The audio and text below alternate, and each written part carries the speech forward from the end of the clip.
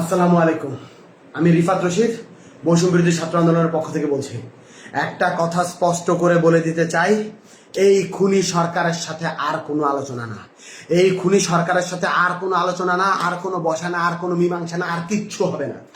তারা প্রত্যেকবার ক্র্যাকডাউন চালিয়েছে। বাংলাদেশে গণহত্যা চালানোর পরেও আমরা শিক্ষার্থীরা যখন রাজপথে নেমেছিলাম তখন আমরা চুপ করে বসেছিলাম। আমরা কিন্তু রাজপথে খুব শান্তিপূর্ণ কর্মসূচি দিয়েছিলাম। আমাদের এই শান্তিপূর্ণ কর্মসূচিতে আবার গুলি চালানো হয়েছে। আমাদের ছয়জন ভাইকে শহীদ করা হয়েছে, এখনো অনেকে আহত। আমরা জানি না তাদের অবস্থা কি। আমরা এই খুনি সরকারের সাথে আর কোনো নেগোসিয়েশনে যাব না, আর কোনো আলোচনায় যাবে না। আলোচনার সকল দরজা বন্ধ হয়ে গেছে। এবার সর্বাত্মক প্রতিবাদ গড়ে তুলতে হবে। আমার ভাইদের রক্ত যারা ঝরাচ্ছে, বারবার করে আমার বোনের রক্ত যারা ঝরাচ্ছে, যারা জীবন ঝরাচ্ছে, তাদের সাথে আর কোনো আপোষ নাই, তাদের সাথে আর কোনো কথা নাই। এত সুশীলতার আর কোনো জায়গা নাই। এইবার একদম চূড়ান্ত পতনের ডাক দেওয়ার সময় হয়েছে, চূড়ান্ত ঘোষণার ডাক দেওয়ার সময় হয়েছে। আমরা স্পষ্ট করে বলতে চাই, খুনি হাসিনাকে আমরা স্পষ্ট করে বলেছিলাম, আপনার হাতে যেই রক্তের দাগ লেগে আছে, রক্তের দাগ মুছে নিন, তারপর আমরা আপনার সাথে নেগোসিয়েশনে যাব, আলোচনায় যাব, কথা বলবো। আপনি খুনের হত্যার বিচার করুন। তিনি বিচার করেন নাই। তিনি কি করলেন? তিনি আমাদের শিক্ষার্থীদের উপর আবারও ক্র্যাকডাউন চালাইলেন, আবারও গুলি করলেন। আপনারা দেখতে পাইছেন আজকে উত্তরায় কিভাবে ছাত্রলীগ যুবলীগের ক্যাডাররা ওপেন ফায়ার করতেছে। আজ হবিগঞ্জে আমার ভাই শহীদ হয়েছে, আজ সিলেটে আমার ভাই শহীদ হচ্ছে, আজ খুলনায় আমার ভাই শহীদ হচ্ছে, আজ লক্ষ্মীপুরে আমার ভাই শহীদ হচ্ছে, সারা বাংলাদেশে আমার ভাইরা শহীদ হচ্ছে। এই জিনিস কেন হাসিনা করতেছে? এই জিনিস ওই খুনি হাসিনা, ওই স্বৈরাচারী হাসিনা কেন করতেছে? জবাব দিতে হবে। ও পাগল হয়ে গেছে, একটা মানুষ সাইকোপ্যাথ হয়ে গেছে। একজন সাইকোপ্যাথ কিলারের হাত থেকে এই বাংলাদেশকে রক্ষা করতে হবে। এই বাংলাদেশ আর স্বাভাবিক কোনো মানুষের হাতে নাই। এই বাংলাদেশকে সাইকোপ্যাথের হাত থেকে রক্ষা করতে হবে। এই বাংলাদেশকে নিরাপদ করতে হবে। আমরা স্পষ্ট ভাবে বলে দিতে চাই, আমাদের যেই 9 দফা আছে, এই 9 দফার ভিত্তিতে আগামীকাল সারা বাংলাদেশে বিক্ষোভ মিছিল পালিত হবে। বিক্ষোভ মিছিল থেকে যদি আমাদের 9 দফা কাল মেনে না নেওয়া হয়, আমরা আলটিমেটাম দিচ্ছি, পরশুদিন থেকে, রবিবার থেকে সারা বাংলাদেশের সর্বাত্মক অসহযোগ আন্দোলন। স্কুল চলবে না, কলেজ চলবে না, আদালত চলবে না, আইন চলবে না, ব্যাংক চলবে না, কিচ্ছু চলবে না। সবকিছুতে সর্বাত্মক অবরোধ, সবকিছুতে সর্বাত্মক অসহযোগ আন্দোলন চলবে। সবকিছু বন্ধ করে দেওয়ার ঘোষণা দেওয়া হলো। আর কোনো কিছুতেই আমাদের অবকাশ নেই। আমাদের বুকের রক্ত যারা প্রতিদিন ঝরায়, আমরা চুপ থাকার পরেও, আমরা শান্তিপূর্ণ থাকার পরেও নিরস্ত্র মানুষের প্রতি যে গুলি চালায়, গণকে যে হত্যা করে তার গণভবনে থাকার অধিকার নাই। গণকে যে হত্যা করে তার গণভবনে থাকার অধিকার নাই। আমার ভাইদের রক্ত প্রতিদিন ঝরানো হচ্ছে। এই রক্তের হিসাব পড়তে পড়তে পড়তে পড়তে পাহাড় সম রক্ত হয়ে গেছে। এই রক্তে তাকেই ডুবে মরতে হবে, এই বাদে কোনো উপায় নাই।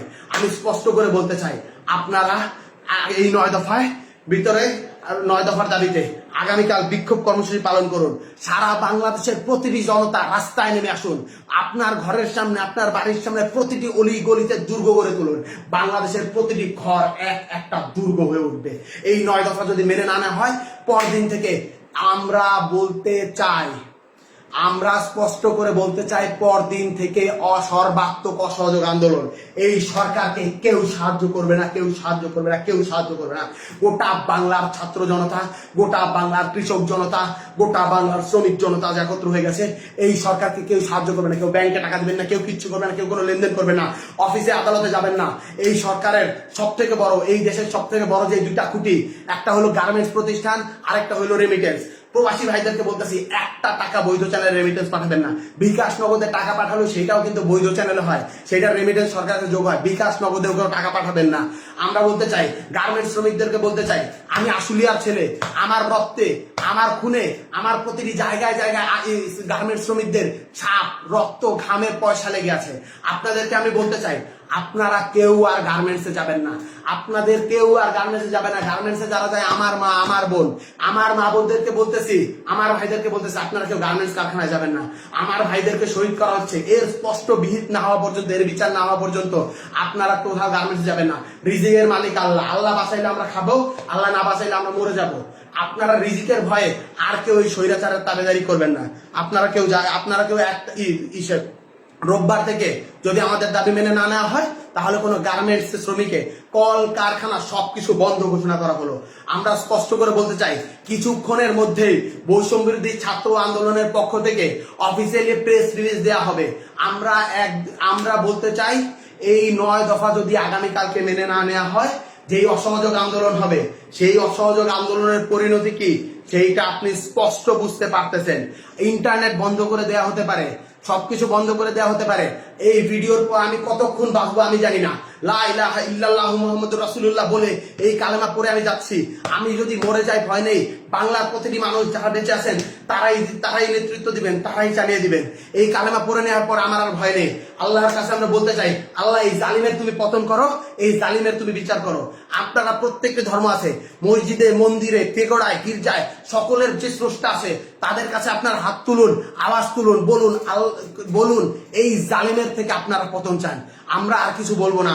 আমরা একটা কথা স্পষ্ট করে বলতে চাই, আমাদের মানুষের যখন পতন আসে তখন সে পদে পদে ভুল করে। আমার ভাইদের শান্তিপূর্ণ আন্দোলনে আমার বোনদের যে গুলি করলো, সেই গুলির সেই রক্তের জবাব দিতে হবে হাসিনা। এভাবে পার পাওয়া যাবে না। রক্ত দিয়ে যখন সিংহাসন বানানো হয় মহারানী, সেই সিংহাসনে বসা যায় না, সেই সিংহাসনে ডুবে গিয়ে মরে যেতে হয়। আমি বৈষম্য বিরোধী ছাত্র আন্দোলন থেকে রিফাত বলছি, আমি যদি আর বেঁচে না থাকি, আমি যদি মরে যাই, আপনারা আমাকে স্মরণ রাখেন। এই লাইভের পর আমি জানি না আমি আর কতক্ষণ বেঁচে থাকবো, আপনারা আমাকে স্মরণ রাখেন। একটা কথাই স্পষ্ট করে বলতে চাই, আপনারা এই লড়াই সংগ্রাম চালিয়ে নিয়ে যাবেন, কেউ পিছপা হবেন না। সারা বাংলাদেশ আমাদের সাথে আছে। আমরা এই স্বৈরাচার মুক্ত বাংলাদেশ গড়ব। যারা এই আমাদের রক্তে, আমাদের খুনের উপর পাড়া দিয়ে, আমাদের রক্তের উপর পাড়া দিয়ে এই জালিমশাহী সরকার কায়েম করছে, জালিমশাহী শাসন ব্যবস্থা কায়েম করছে, তাদের সমস্ত স্ট্রাকচার, সমস্ত প্রতিষ্ঠান, সমস্ত স্তম্ভ ভেঙে গুড়িয়ে পায়ে মারিয়ে দেওয়া হবে। এই বলেই আমি আমার বক্তব্য শেষ করছি। আন্দোলন চলছে, আন্দোলন চলবে। শহীদের রক্তের দাবি আদায় না করা পর্যন্ত, শহীদের রক্তের বিচার না হওয়া পর্যন্ত আমরা আমাদের রাজপথ ছাড়বো না। আজ থেকে বাংলাদেশের প্রতিটি ঘর একটি দুর্গ।